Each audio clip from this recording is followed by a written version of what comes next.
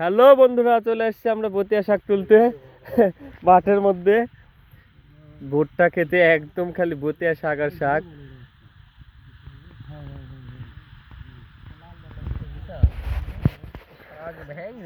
ছোট ভাই ইমন তুলছে। ইমন কি তুলেছে ভাইয়া? কেমন লাগতেছে?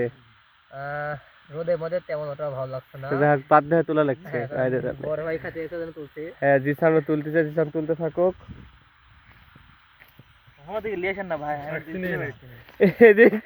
নেহাল বতিয়া শাক তুলছে। নেহাল, তুই বতিয়া শাক চিনো?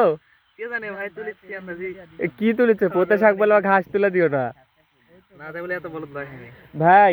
এত অথেন্টিক বতিয়া শাক কুটো দেখছো আগে? কখনোই না। কেমন লাগতেছে? অসাধারণ একটা ফিলিংস। আসলে কি বলবো, আমি আব্দুলপুর মানুষের অনেক প্রশংসা করলাম। প্রথমে একটা প্রশংসা করলাম হচ্ছে খেজুরের গাছের, তারপর করলাম হচ্ছে মাঠের মধ্যে মানে কৃষকেরা কষ্ট করে জমি পানির ব্যবস্থা করছে, ব্যবস্থা, ওই বিষয়ে কথা বললাম। আবার দেখলাম যে আসলে এই যে বতিয়া শাক, এই শাকটা আমরা পাই না। ঘুরছি, এরকম অথেন্টিক একদম ফ্রেশ প্রাকৃতিক একটা শাক আব্দুলপুরই সম্ভব।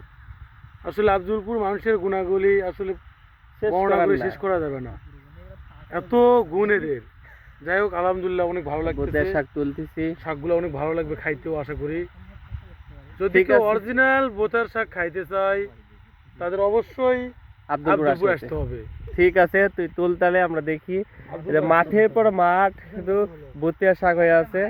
তো বন্ধুরা থাকেন, আমরা অথেন্টিক বতিয়া শাক তুলতে থাকি। কতটা তোলা যায় আমরা রাজশাহী নিয়ে যাবো শাক ইনশাআল্লাহ। ঠিক আছে, আল্লাহ হাফেজ।